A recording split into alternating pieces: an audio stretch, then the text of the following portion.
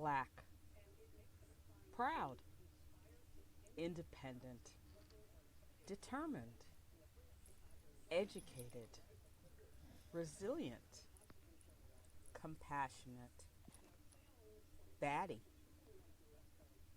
funny, quirky, unique, creative, thoughtful, sincere, loyal, gutsy, vibrant, resourceful, imaginative, engaging, fabulous, awesome.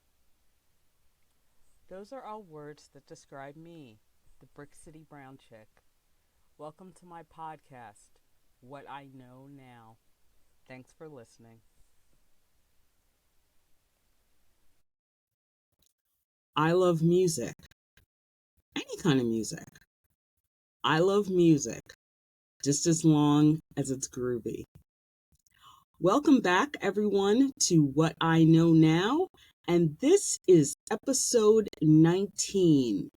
I Love Music, Part 1.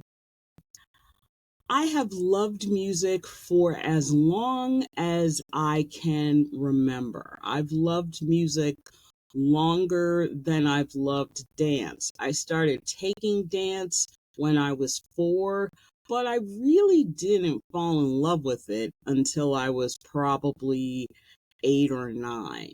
But music I have loved, like I said, as long as I can remember. It's always been a constant source of soothing or of energy or of love or of sadness. Whatever mood I am in, I can find a song and an artist to just enhance that mood or pull those feelings out of me.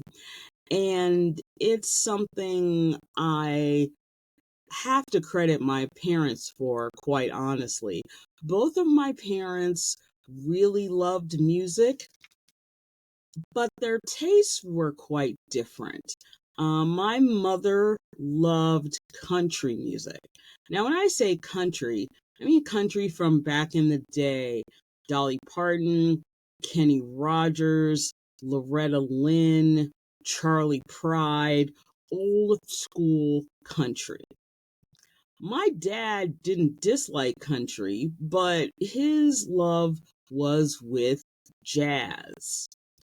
And as a kid, I remember thinking at one point, having listened to my mother's country music and then my father's, Miles Davis jazz records, I kind of thought, this is the exact same song, only set to different music. And what I mean by that is it was always kind of like my woman left me, she took my truck and my dog. I really miss my truck and my dog, that kind of thing. So I always felt like a lot of the songs were super sad and really touching, but kind of the same influence. Now, of course, I know as an adult that's not true, but as a little kid, I was just like, okay, why are y'all listening to such sad music? Like, this is super depressing. Now, what I didn't know at, 4, 5, 6 is that my parents had been kind of the king and queen of concerts back in the day before I was born.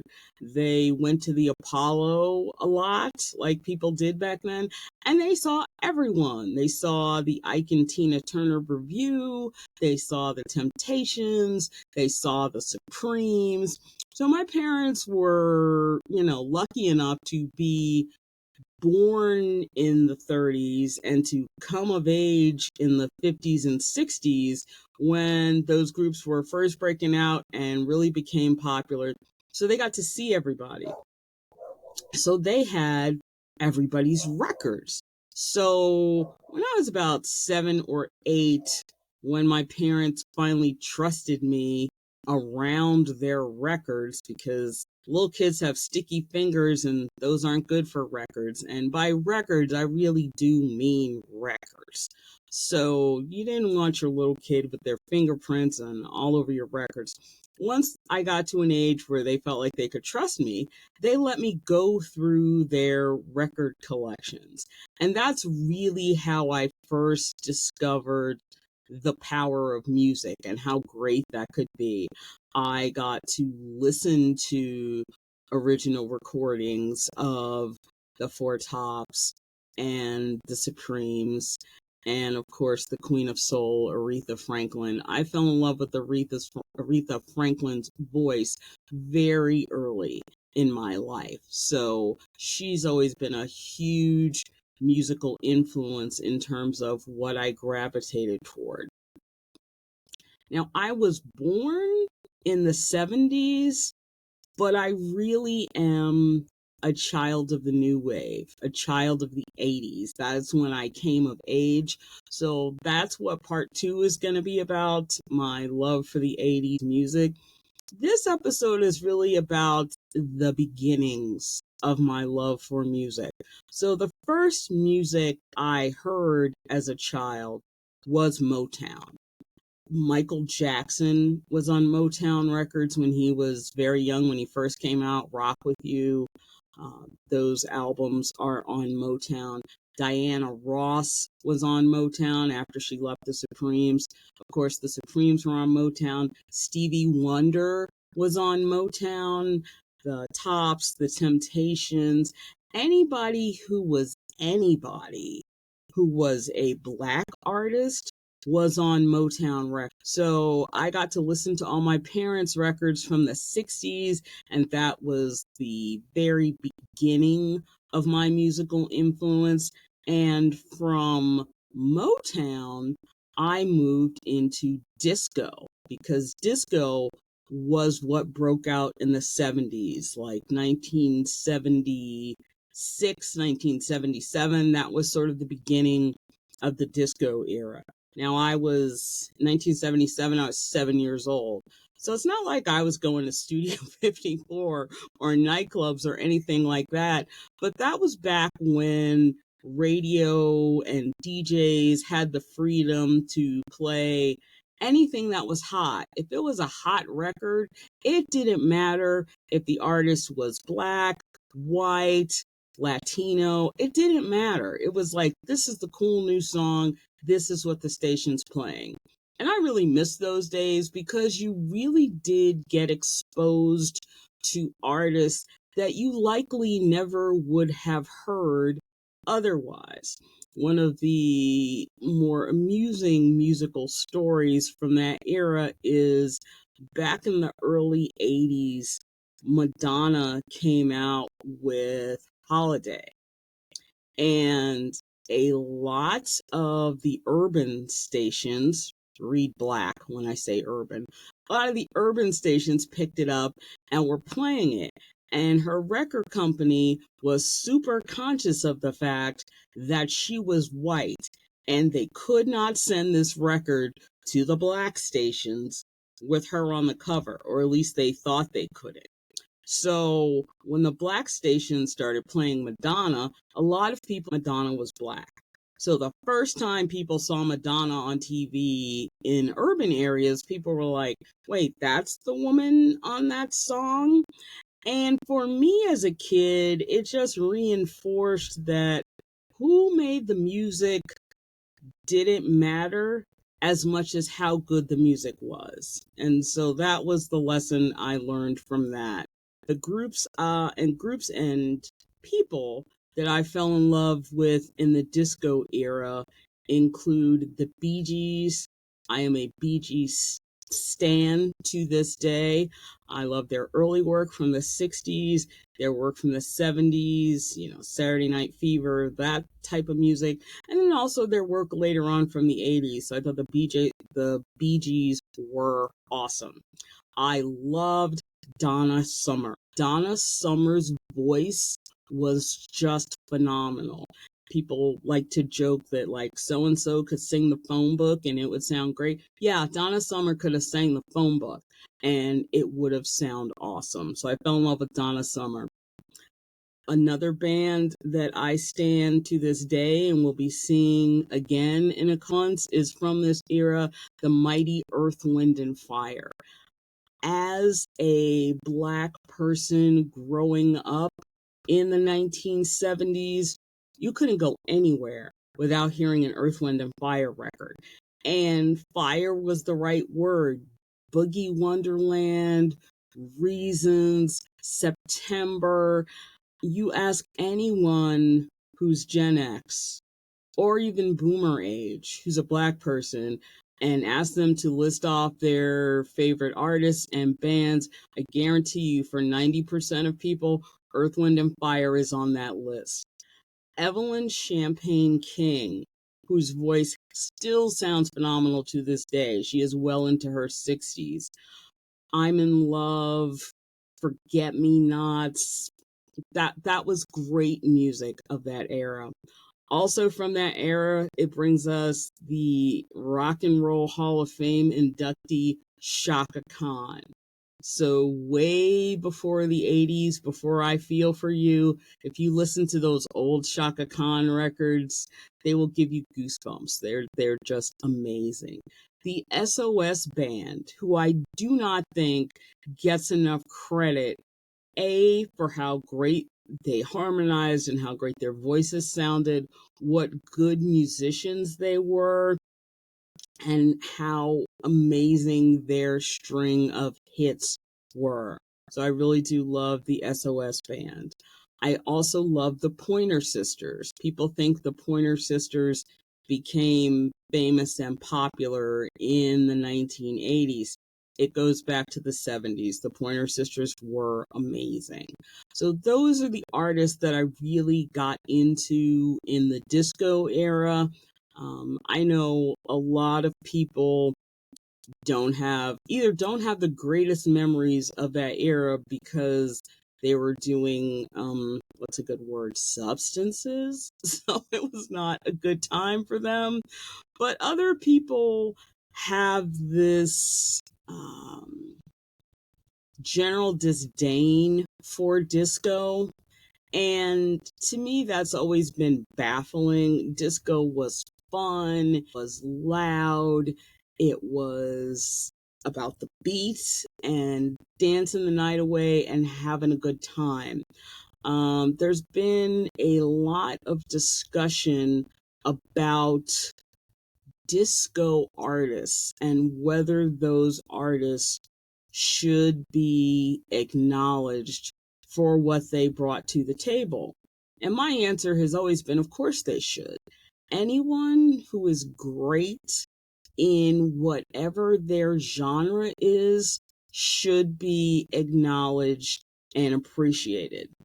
In recent years, I think people have come back around to appreciate really what disco was and what it gave to the world.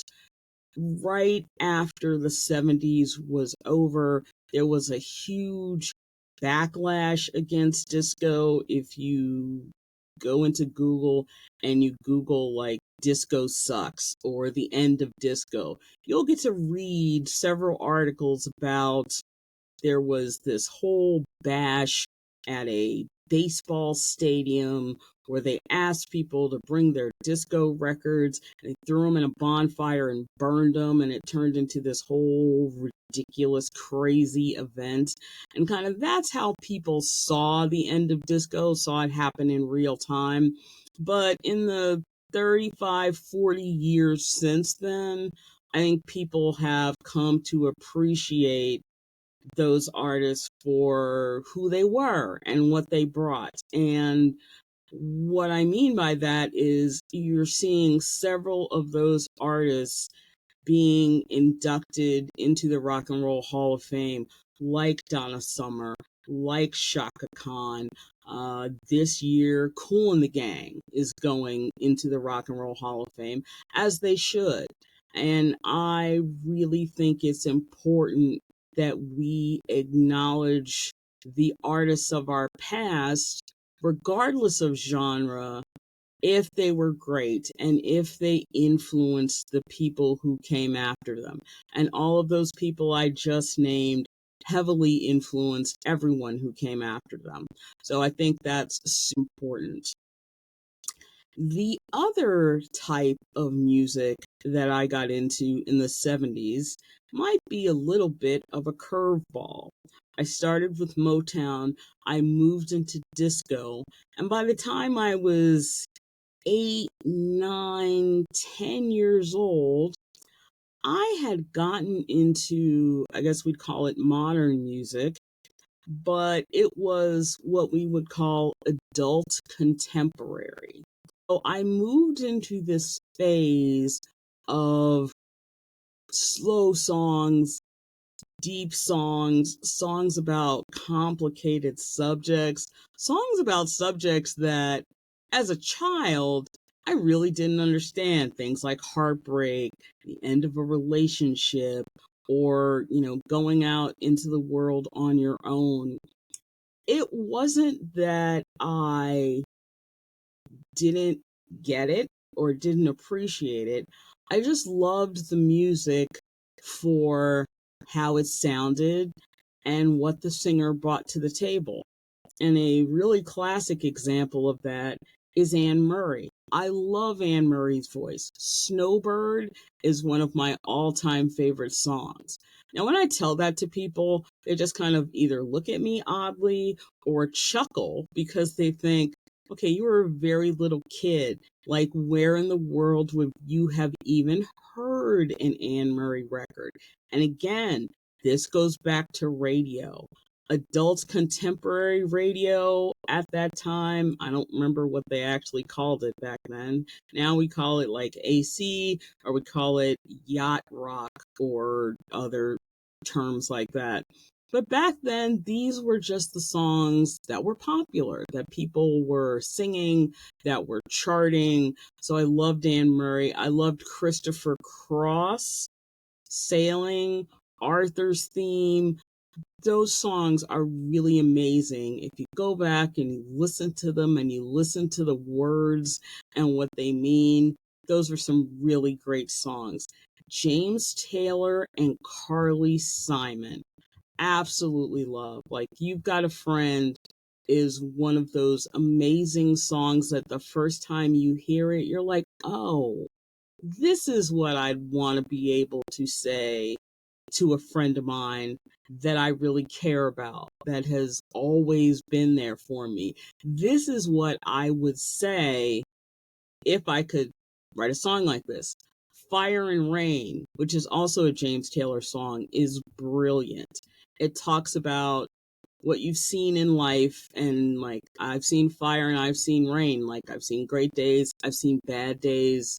But you're the person I thought I would see again. You're the person I've always counted on. So that's just amazing. Carly Simon. Now, Carly Simon and James Taylor were married back in the day, which is one of those mind-blowing things because you're like, that is so much talent in one relationship. And also so much competition because they were both famous singers in their own right. So you're like, yeah, I could see where that would in a relationship. I understand why that didn't work out. But Carly Simon's voice just resonates in a way that other people's voices don't. My favorite Carly Simon song is Coming Around Again, which is from a movie soundtrack that I can't really place right now, but I love that song. Jessie is a great Carly Simon song. So she's got a really great catalog if you want to dig into that. The Carpenters. I was introduced to the Carpenters very early on, and Karen Carpenter's voice is one of the smoothest, most beautiful voices you will ever hear. If you've never heard a Carpenter's record, Google it. There's a ton of songs. You can't go wrong with any of them. She just had an amazing presence and an amazing voice. Elton John. A lot of people think of Elton John kind of post the death of Princess Diana. After that happened, a lot of younger people who've gotten into Elton John got into Elton John from him doing Disney soundtracks, from his doing musicals with his friend Andrew Lloyd Webber, writing music and songs for like The Lion King and things like that. But Elton John in the 70s was just so raw and real. And it isn't until much later in his life, well into the 80s, that you find out why those songs were so powerful. For people who don't know, Elton John was not always openly gay. In the 70s and most of the 80s, if you were gay, even in the music industry, that was not something you talked about. That was not something you revealed to people. You fought desperately for that secret not to come out. So there is a lot of longing and pain in those 70s and early 80s Elton John songs. And when you hear his story later, and you understand the struggle he went through, then you have a better understanding of why those songs are what they are and why they're so great. Carole King. For me, Carole King is the top of the heap in terms of easy listening. She is the top. There is no one better. The classic Carole King album is Tapestry. So if you hear Carole King's voice and you really want to get into her music, Tapestry is her greatest album. But she really did bring a rawness to music that I had never heard before in that genre. That's the way I always heard it should be, is a great Carly Simon song. The equivalent of a Carole King song is It's Too Late. And It's Too Late is an amazing, amazing song about the end of a relationship and wishing you could fix something, but knowing that you can't, knowing that it is too late and that it's really over. So if for an adult contemporary voice from the 70s to break you in and get you into that, Carole King is definitely that voice. So those are the three types of music, Motown, disco, adult contemporary, that I first fell in love with. And years later, my mother said, I really couldn't imagine from the things you listened to as a young child that you would end up listening to, New Wave and British Invasion and all that type of thing. I think she was like, I'm not sure I could have ever imagined getting here. So one of the questions I'm always asked is, since I was into 60s music, was I ever into the original British Invasion? So like the Beatles, the Rolling Stones, the Moody Blues, the Kinks, things like that. That music I didn't get into until much later because my parents didn't have any of those records. I don't think either of my parents were ever into the original British music invasion. I think that was a little after their time, what kind of music they gravitated toward. So I didn't Beatles record until I was a teenager. I might have been like 13 or 14 and over a friend of mine's house, and we were just sitting around what we did back in the day. And she'd asked me if I'd ever heard this album, and I said no. And so that's what we listened to. And I was like, oh, okay, I've got to check out this Beatles thing. Now, what you have to remember about this is I am talking about the 70s and the 80s. The internet was not even thought of. There was no such thing as Spotify or Apple Music or anything like that. So any music, new music that you heard that you wanted to get into, you had to do it what I like to call the hard way. You had to go to an actual record store, see if they had the record. If they didn't have the record, they had to order it for you. It could take 6 to 8 weeks, sometimes 12 weeks, 3 months, for a record to show up from wherever they had to get the record from. So, building your music collection back then was a much harder thing than it is now. I have recently, much to my wallet's chagrin, gotten into buying old records from eBay because everybody owns these albums, and now you can just buy the specific album you want and it arrives at your house in 5 days, maybe a week. That's not how it used to be. So you really did have to decide that an album was something you really wanted and you were going to work at it and you were going to find it and bring it home. So that's how I built a lot of my record collection. Back in the day, there also used to be things called 45s. If you don't know what a 45 is, it's kind of a 7.5 inches, I think it is, a single. So it's one song on this small record. And before there were cassette singles, which was not a thing for a long time, you would have to buy 45s. And I still have a pretty good 45 collection. I probably have about 200 of them, I would guess. And I go back and look through them occasionally, and it's just funny. I'm like, oh, yeah, I remember that song. You bought a 45 when you wanted a particular song that had been released but you didn't want to buy the whole album, or you didn't think you were quite ready to commit to the whole album. So that's where 45s came from. It was just a very different time to be into music. You had to find what you really liked, and that wasn't always easy. But the great thing was you had friends who were into different types of music, and they would help you get into other kinds of music. When I come back for part two of this episode, I will really talk about college and how I got into different types of music in college because I was out of my sort of to listen to the types of things that teenagers from Western Pennsylvania listen to. And some of it was great and some of it was just awful, and I'd be okay if I never heard any of it again.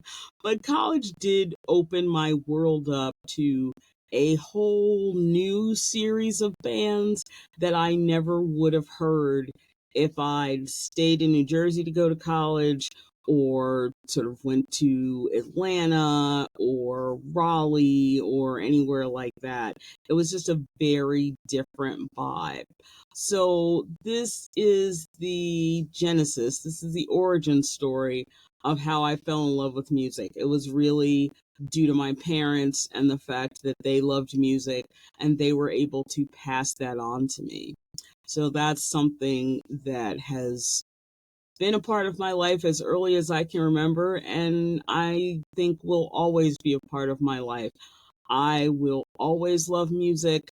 I listen to old music and new music, and I think what every generation has in common when it comes to music is they think their generation produced the greatest music and all other generations' music sucks. And I've heard a lot of Gen X people online express that very sentiment about how great the music from our generation was and how terrible modern music is. I think modern music is very different than Gen X music. Now, are there some terrible things? Absolutely. But if we're being honest and real, was there some terrible music in our generation? Oh, yeah, there was some terrible stuff. But was there some really great stuff?